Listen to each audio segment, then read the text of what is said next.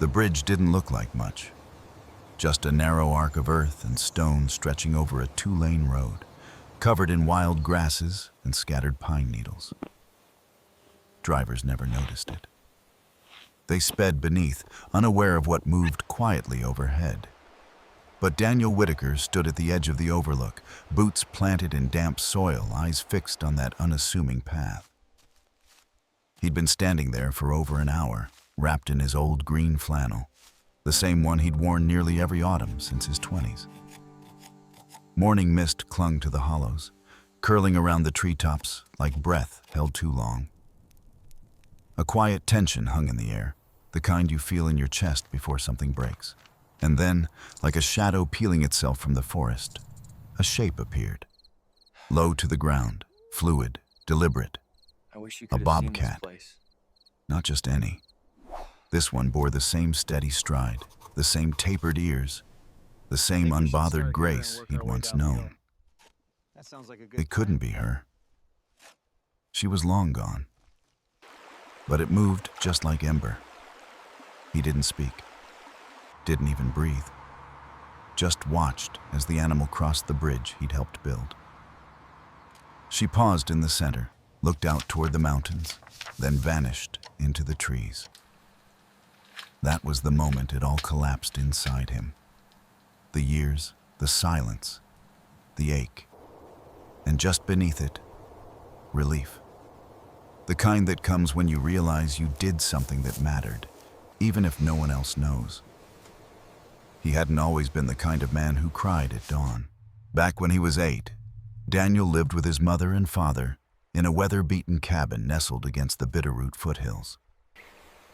The closest town was 30 miles down a gravel road that washed out every spring. There was no internet, no neighbors within earshot, and no real reason for anyone to visit, except maybe for deer, bear, or the occasional lost hunter. His father worked as a ranger and carpenter, a quiet man who fixed things without much fuss. His mother baked bread that steamed in the cold air and always smelled faintly of honey and wood smoke. Daniel spent most of his days outside, exploring the creek bed, counting beetles under rocks, or tracking elk prints through the frost. One afternoon in early May, a storm had just passed through, leaving behind dripping leaves and a sky the color of old tin. Daniel was walking back from the stream, pockets full of wet stones, when he heard a soft rustle under the brambles. At first he thought it was a rabbit, but then he saw her. A kitten, spotted, no bigger than a loaf of bread. Huddled under a tangle of brush, sides rising and falling fast. Her golden eyes fixed on him, wide and unblinking. She didn't run, didn't make a sound, just stared. He knelt slowly, heart thudding in his ears. He'd read about bobcats in his father's books. He knew enough to stay back, knew the mother could be nearby, knew not to touch. But there was something in the way she looked at him, frightened, but too tired to flee, that pinned him there. He returned every few hours. From a distance, he watched, brought bits of dried meat, left water nearby. Still, no sign of her mother. By nightfall, he told his father. His dad didn't say much, just followed him out with a lantern and nodded once. They built a low box from firewood and lined it with a scrap of Daniel's old blanket.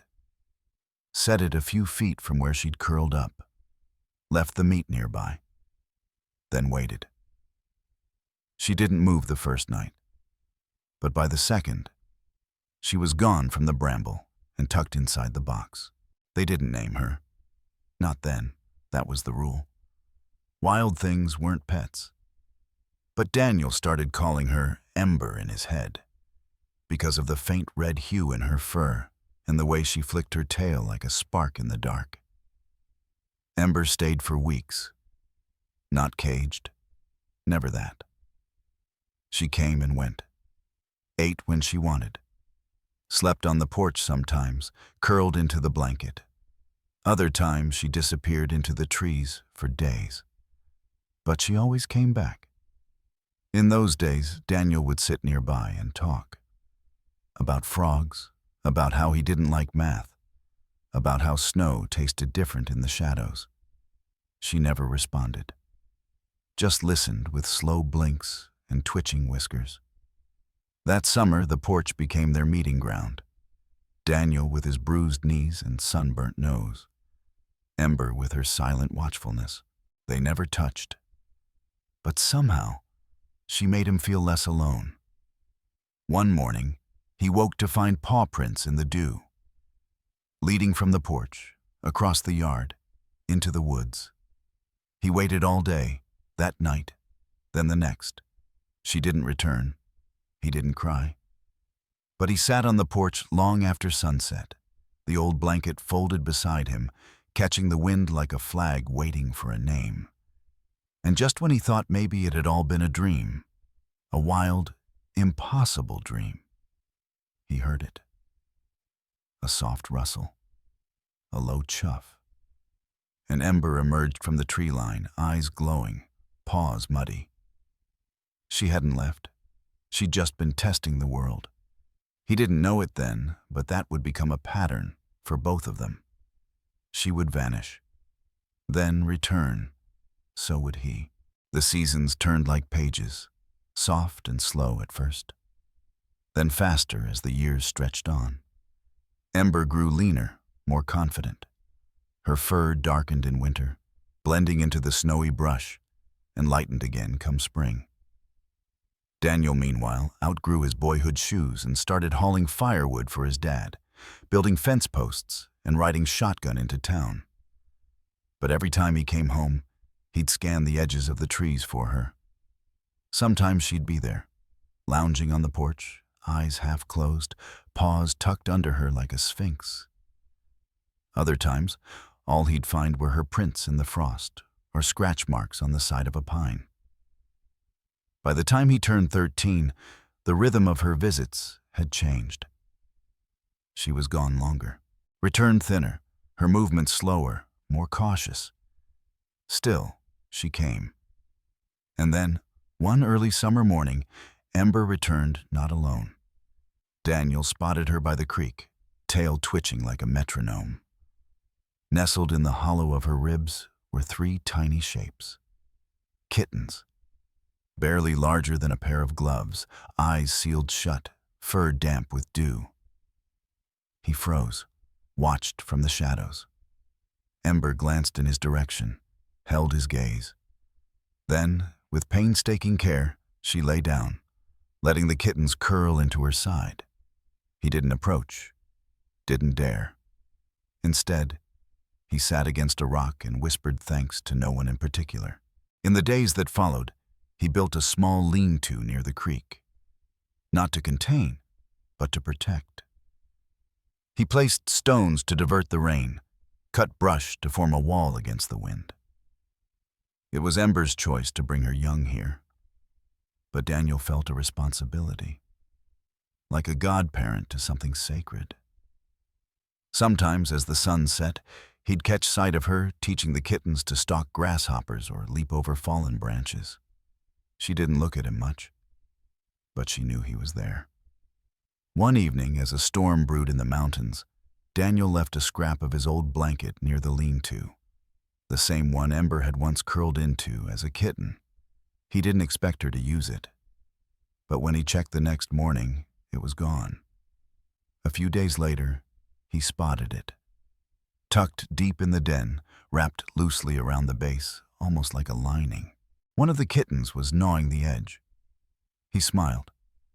Years later, he would call that moment the most human he'd ever felt, offering something soft and warm, not to control, but to comfort. Daniel didn't speak about Ember to many people. A few neighbors knew he'd grown up alongside a wildcat, but most dismissed it as exaggeration. He let them. He didn't care for attention. The bond didn't need an audience. That fall, as the trees lit up in orange and rust, Ember vanished again. She'd done it before. But something about the silence this time. it sat heavier. He waited, walked the trails, listened for her chuff in the dusk. Nothing. He found signs of the kittens still nearby, older now, likely hunting on their own. But Ember herself had slipped away like smoke. Weeks passed. Then, one quiet morning, he found her. Not in the flesh, but in a gesture. One of her daughters, he could tell by the coat, was sitting on the porch, right where Ember used to lie. She looked at him, slow blinked, and pressed her front paw once, firmly, against the floorboards. Then she turned and padded into the woods.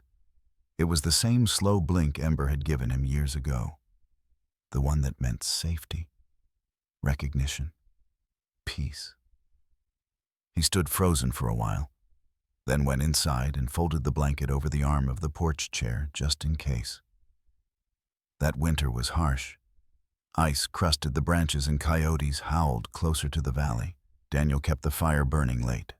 Sometimes he'd wake in the middle of the night and step onto the porch, looking out into the black. No signs. But the blanket was warm, sometimes damp. Someone had been there. In the spring, as the snow melted into the stream and the forest began to hum again, Daniel packed his bag and left for school. He was 17, headed for town, maybe longer. He didn't tell Ember goodbye, he just left the door cracked. The blanket folded. A gesture, not a goodbye. He didn't know if he'd ever see her again. But she'd taught him something he couldn't learn in classrooms. Wildness wasn't a threat. It was a trust. And he had carried it with him, quietly, into the world. Daniel came back 5 years later. He was leaner, taller, with shoulders shaped by labor and long walks through unfamiliar cities. His voice had settled into something deeper, quieter, like the rivers that ran slower in late summer. College hadn't held him. Not because he couldn't handle it, but because something in him kept pulling back to the woods, back to the hush of pine needles, the glint of sunrise on creek water, the memory of Ember's eyes in the dark. His parents had aged. His father's hands were stiffer. His mother's hair had grayed in strands that shimmered like ice in the morning light. The cabin still stood, worn but steady. The blanket still hung over the porch rail, threadbare but untouched. He asked about the bobcats. His father shrugged, said he'd seen one or two. His mother said they still left prints sometimes after snow. That was enough. Daniel took work where he could, helping ranchers mend fences, delivering supplies, building sheds. He wasn't trying to build a career. He just wanted to feel the soil under his boots again. Then, one August afternoon, everything changed. He'd driven into the small town of Clayton to pick up seed and fencing nails. The hardware store was buzzing, locals swapping news, farmers griping about drought. Daniel paid no mind until he heard it. 2 men leaning against a glossy SUV talking too loud over styrofoam coffee cups. "They're breaking ground end of the month," one said. "Whole ridge up there's getting cleared. 60 homes first phase, more later." "Mountain View Estates," the other added, laughing. "Funny name for a place that'll wipe out the mountain view." Daniel paused mid-load. The ridge. That ridge. He stepped closer, slow. "You talking about Ridge 9, near Bitterroot Creek?" One of the men gave him a once-over. "Yeah, developer bought it last fall. Big money out of Denver. You local?" Daniel didn't answer, just nodded and walked back to his truck. His chest felt tight, like something ancient had cracked open. That ridge wasn't just land, it was memory. Ember had raised her second litter there. He'd found fox dens beneath those rocks, watched owls roost in those trees, and now it was being sold for luxury homes. That night, he didn't sleep, just sat on the porch, listening to the wind tug at the rafters. Somewhere in the dark, an owl called once, then silence. He couldn't let them take it. Couldn't watch bulldozers tear through soil soaked in the paw prints of generations. He pulled the old photo from the bookshelf, the one of him and his dad in front of the cabin. He was 6, holding a wooden toy hammer. His father's arm was slung around his shoulder. Ember wasn't in the photo, but he remembered. She had been just off frame, watching from the trees. By morning, the decision was made. He'd spend every penny he had. He'd fight the contracts, make the calls. He didn't know how, but he'd buy back what mattered. The next weeks were a blur of paperwork, cold calls, and blank stares. The land wasn't cheap, not even close. But one parcel, 70 acres of forest along the southern bend, was still unclaimed, slated for sale in a month. Daniel signed the papers 3 days before the auction. He emptied his savings, took a loan from his uncle, sold the truck his dad gave him. When the clerk handed him the deed, her eyebrows raised. All this land? For what? He answered softly, to keep something wild alive. News traveled fast. Some folks thought he was crazy, others called him brave. He didn't care. He wasn't doing it for them. A few days later, a letter arrived from a nonprofit in Missoula. They'd heard about the purchase, asked if he'd be open to a conversation. Their name was small, but their mission wasn't. They wanted to build a corridor, a wildlife path connecting protected areas across the region. A highway for animals, woven through farms, towns, and forgotten woods. They called it Wildcat Passage. Daniel felt his throat tighten. He offered his 70 acres without hesitation. It started with 1 cat, he said. And now? The rep asked. Daniel looked toward the tree line. Now it belongs to all of them. What followed was something he could never have imagined. Engineers arrived, mapped trails, talked of bridges covered in moss, tunnels that ran beneath county roads. Botanists came, identifying native plants. Volunteers with bright vests and muddy boots dug trenches, planted trees, and carried stones. The land came alive again. One evening, as dusk settled and the crickets began their chorus, Daniel sat beside the creek. He dipped his fingers in the water, watched the ripples dance.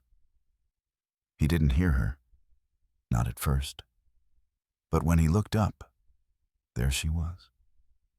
Not Ember, but a bobcat, slender, young. She stood on the opposite bank, ears forward, watching. And for a heartbeat, time folded in on itself. Daniel didn't move. The cat didn't blink. Then slowly, she lowered her head and vanished into the ferns. He smiled. Maybe Ember was gone, but her story was far from over. The first phase of Wildcat Passage moved faster than anyone expected. A bridge was installed over a county road. Nothing flashy, just a gentle slope covered in soil and native grass, built to look like part of the hill. Beneath it, cars still sped past, oblivious. But above, the wild had a new path. Daniel stood by as workers in orange vests patted dirt into place, laughing and trading stories. Volunteers planted saplings on the banks of a nearby stream. Kids from the local middle school came with trowels and painted signs. Wildlife crossing, slow down for nature. It felt like watching a new language being written, one the forest could finally understand. As the weeks passed, more landowners began to listen. Daniel sat at kitchen tables, drank bitter coffee, and explained how a simple easement could let animals cross without fences. Some were skeptical. Others just needed time. One woman, a widow with 60 acres of old pasture, agreed without hesitation. My husband always said the deer were here before us. This just makes it official. Each signature added another thread to the tapestry. Bit by bit, Wildcat Passage stitched itself into the land. Daniel still lived at the cabin, splitting time between field work and late-night grant writing. He wasn't a natural at fundraising, but he spoke with a quiet sincerity that moved people. He didn't say much about Ember. But sometimes, when the room grew still, he'd tell them about a young bobcat who once curled up on an old porch blanket and chose trust over fear. Late one evening, he received a message from a wildlife biologist working nearby. They'd set up trail cameras at one of the new crossings. The footage was rough, black and white, grainy, but clear enough. A mother bobcat, 3 kittens, crossing over the bridge. Daniel watched it in silence, eyes fixed on the screen. The mother moved like smoke, elegant, purposeful. The kittens tumbled after her, wide-eyed and clumsy. He didn't know if they were Ember's kin, but in that moment, it didn't matter. The passage was working. The media began to notice. A local news segment ran a story on the growing corridor, calling Daniel a soft-spoken mountain guardian. He laughed at the title, but the coverage helped. Donations ticked upward. More landowners signed on. A retired engineer volunteered to draft blueprints for new bridges. One day, a couple from Oregon drove 6 hours just to hand Daniel a check. "We heard the story," they said. "We wanted to be part of it." He didn't know what to say, so he just nodded, shook their hands, and walked them through the woods. The second phase of construction was harder. A major tunnel had to be widened beneath an old highway. The project stalled when a contractor backed out. Daniel pulled 12-hour shifts with the new crew, hauling rocks and laying native brush to make the path feel safe for paws. Every night, he came home exhausted. But every morning, he returned. He began to notice signs again. Paw prints in the dust near the waterline. Scratches on a tree he hadn't seen touched in years. One night, just after a heavy rain, he stepped outside and found the blanket on the porch ruffled, slightly damp. It wasn't the wind. Something had been there. Maybe watching, maybe resting, maybe remembering. By early autumn, Wildcat Passage spanned over 9,000 acres. It reached from the foothills to the ridgeline, threading through valleys and farms like a quiet promise. Daniel stood at the overlook again, hands in his pockets, scanning the treetops. A hawk circled high. Squirrels chattered somewhere to his right. And then he saw her. A bobcat, larger than Ember had been, but with the same deliberate gait. Her fur shimmered gold in the late sun. One ear bore a notch, small but unmistakable. She walked the ridge trail like she owned it. Then she stopped, turned, and stared directly at him. He didn't move. She didn't run. Instead, she blinked, slowly, once, then disappeared into the brush. He let out a long breath. Maybe it was coincidence, maybe not. But that night, he took the old blanket inside, folded it carefully, and placed it in a wooden chest beneath the window. Some things you only need once. Others you carry with you, quiet and unchanged, waiting for the next generation to find their way home. Daniel's hands were blistered by late October, rough from hauling timber and stone, but he welcomed the ache. It reminded him that something real was being built.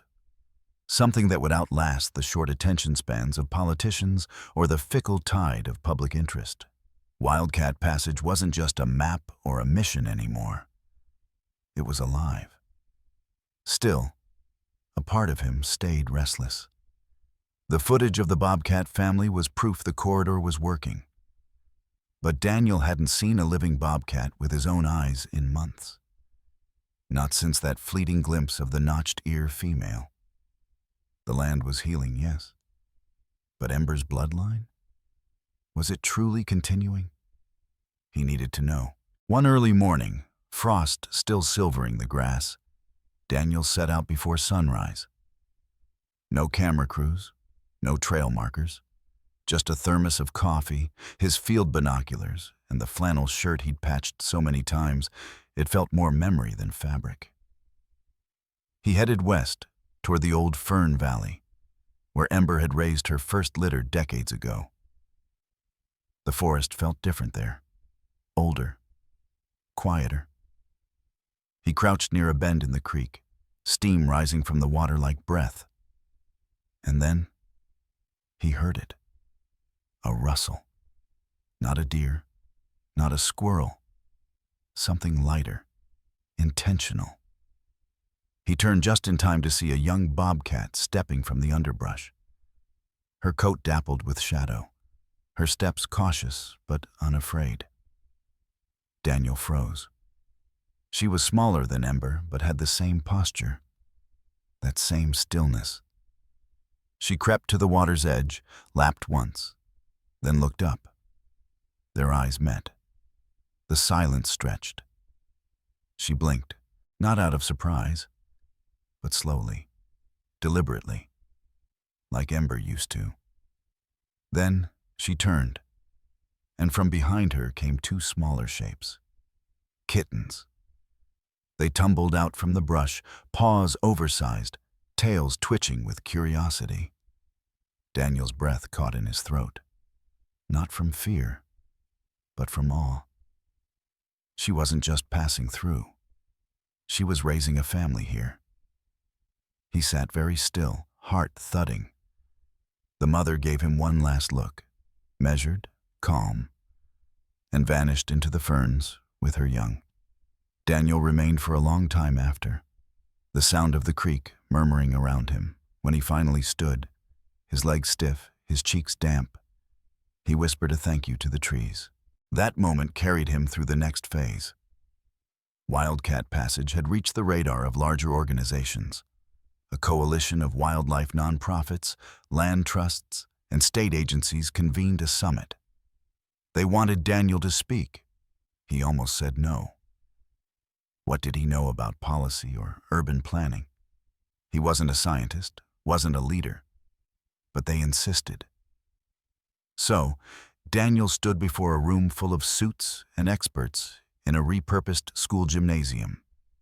His boots still caked with trail mud, flannel sleeves rolled up. And he told them a story, not about acreage or tunnel specs, but about a boy who once sat on a porch with a wild creature that chose trust over fear. He spoke about the silence between them and how it taught him more than any textbook. He told them about Ember's kittens and how their survival depended not on luck, but on paths. Safe, connected, undisturbed. He finished by saying, "If you've never seen a bobcat, maybe that's the point. They're not here to entertain us. They're here to remind us that the world is bigger than our fences." When he stepped down, there were no applause breaks, no flash photography, just a kind of hush. The kind that says something true was just spoken. After that, support surged. A regional bank pledged a grant. A university offered research resources. Even a trucking company donated gravel and transport for new crossings. And then came the twist no one expected. A wealthy developer, the same one who'd nearly paved Ridge 9, reached out. Daniel agreed to meet. They stood together on a bluff overlooking the valley, wind tugging at their jackets. "I've changed my mind," the man said simply. "My daughter watched the news story. Said she wanted the bobcats to have a way home." Daniel nodded slowly, said nothing. The man smiled. "Kids see things clearer than we do sometimes." He offered to donate 120 acres, land he had once planned to turn into vacation cabins. Daniel shook his hand, not as enemies made civil, but as two fathers trying to do right by something bigger than themselves. Later that night, Daniel stood on his porch, the stars crisp and close. He held the old photo of him and his dad again, worn at the edges, edges curled. Behind them, though barely visible, a blur in the background. Two golden eyes in shadow. He smiled. He hadn't noticed them before. Maybe Ember had been watching all along. By the following spring, Wildcat Passage had become more than a local project. It was now a movement, threading its way across state lines and community maps, inspiring copycat corridors from Oregon to North Carolina. Articles were written, podcasts featured Daniel's story, but none of it felt real until he saw her. It was late May, warm enough to sleep with the windows cracked. The porch boards creaked softly beneath his boots as he stepped outside with a mug of coffee, the kind that smelled like wood smoke in old mornings. The valley below shimmered with fog. The trees breathed. And then, there she was. Not a dream, not a trail cam blur, a bobcat. She stepped into the clearing like she'd always belonged there. Broad-shouldered, sleek, confident. Her tail flicked once, then stilled. Daniel's breath caught. It wasn't Ember. He knew that. But something in the way she moved, it was too familiar. She paused near the edge of the glade, ears perked. Then, with quiet purpose, she leapt up onto the rocky outcropping that marked the start of the latest wildlife bridge. She didn't hesitate, didn't sniff or crouch. She just crossed. Daniel felt a pressure rise in his chest, a mix of wonder and grief. This was what they had built for, this moment. But then, just before the bobcat disappeared into the tree line beyond, she did something unexpected. She turned, looked back, and Daniel saw it. A scar, just above her left eye. Small, faint, but unmistakable. He blinked, stunned. That was Ember's mark. Ember had carried a wound just like that after a fight with a raccoon one summer. He remembered tending to the gash from afar, leaving herbs and fish near the porch when she limped home. Could it be? This wasn't just any bobcat. This was Ember's granddaughter.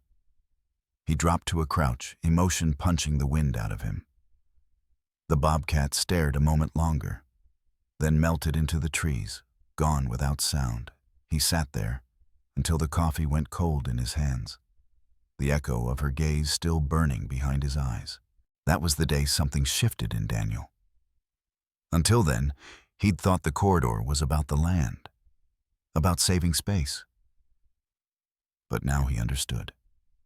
It was about memory. It was about continuation. He shared the sighting with the project team, though he kept the scar to himself. That part, he decided, was his. The team celebrated.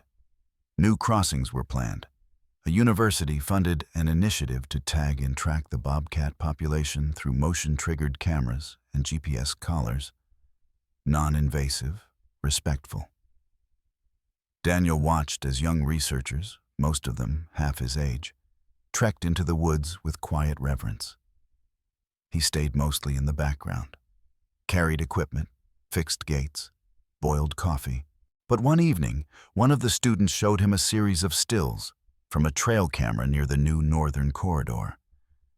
There she was again, the notched-eyed female, and in the frame behind her, 2 more kittens. He stared at the image for a long while. Generations, he thought. Not just survival, but growth, legacy. He didn't say much, just nodded, handed the camera back, and excused himself for a walk. The sun was setting. Light filtered golden through the pines. He ended up at the creek, the one where Ember used to drink, where she once brought her first litter. He crouched, dipped his fingers into the cold water. Then he sat back against the same rock he had leaned on as a boy. The air smelled like moss and promise. He stayed there until night fell.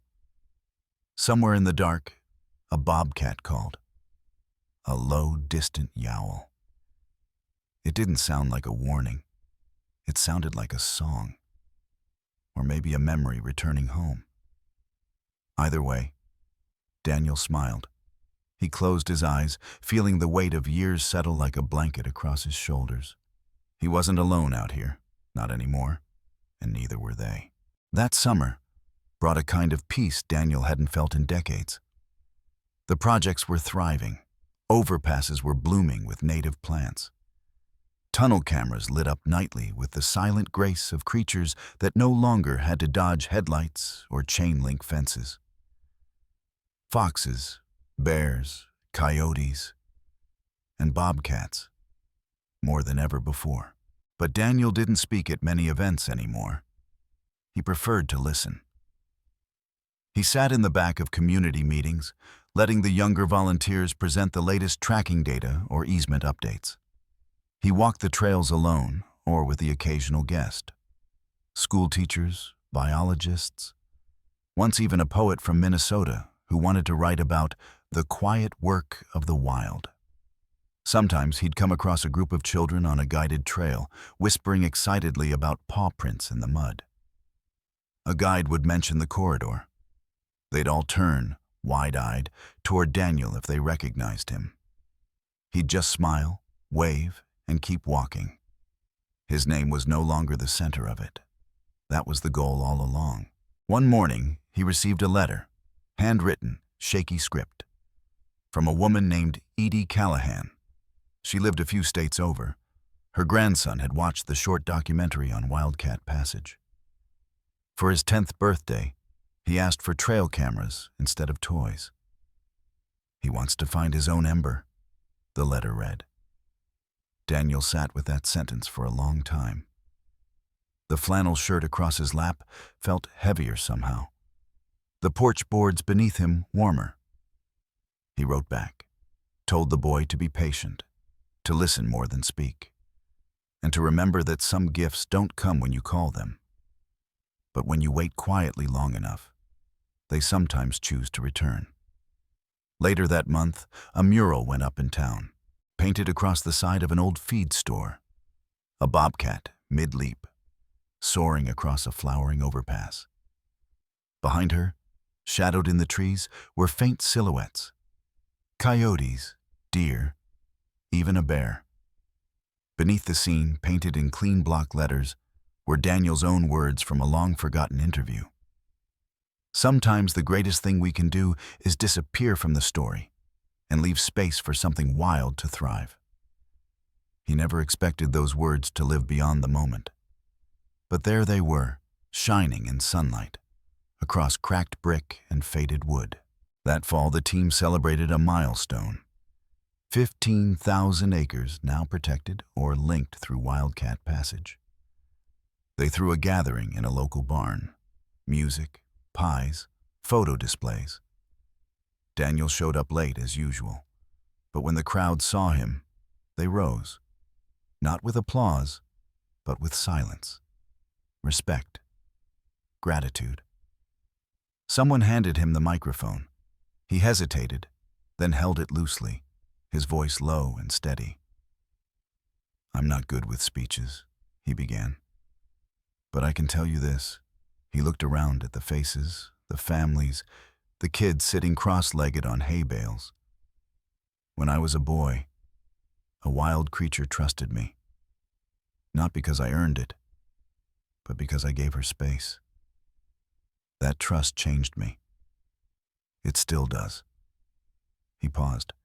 "Every one of you who gave time, land, sweat, or even just belief, you were part of that trust too. And that's how we build something that lasts." He handed the mic back. The room didn't erupt. It breathed, and that was enough. In the days after, Daniel took fewer calls, declined interviews, focused instead on walking the land. He knew time was moving.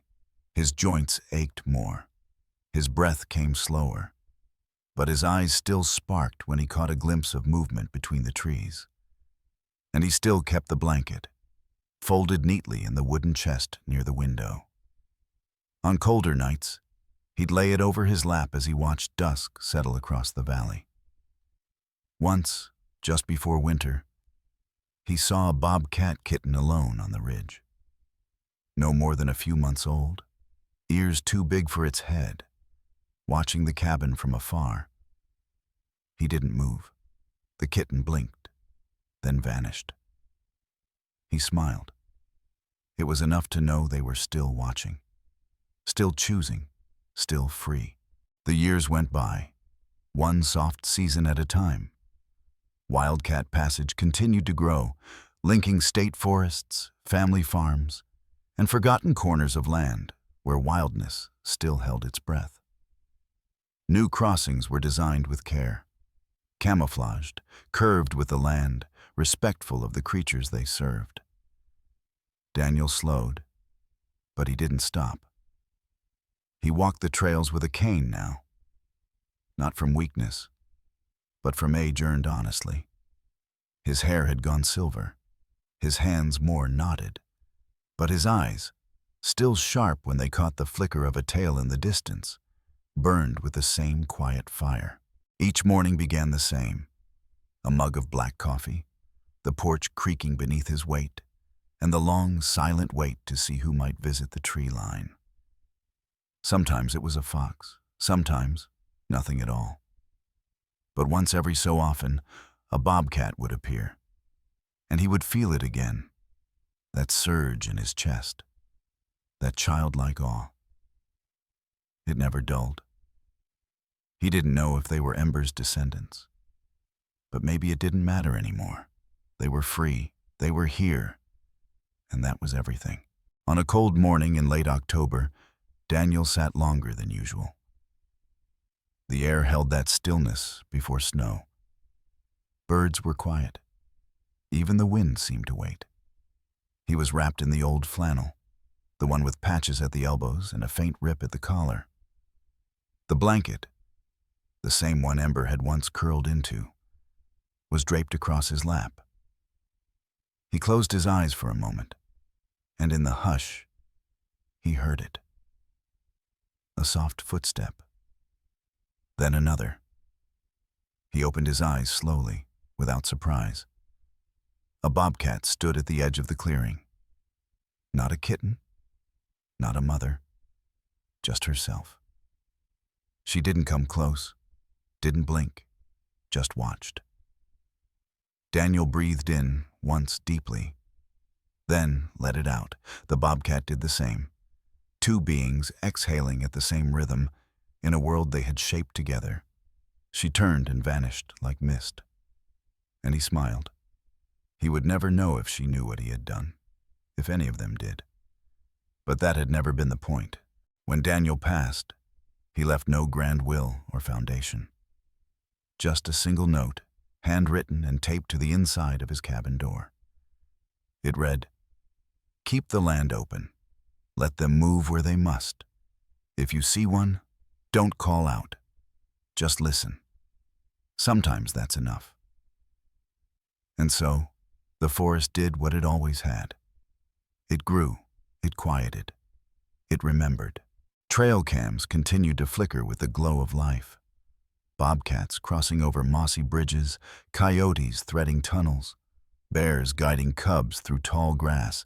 Children now planted saplings on field trips and told stories of a man who spoke softly and walked slowly, but made space for the wild to breathe.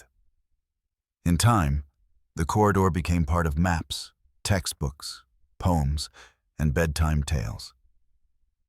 But in the woods, there were no signs, no statues, only silence, and the echo of paw prints in soft dirt. And sometimes, when the wind moved just right, the sound of a breath shared between worlds.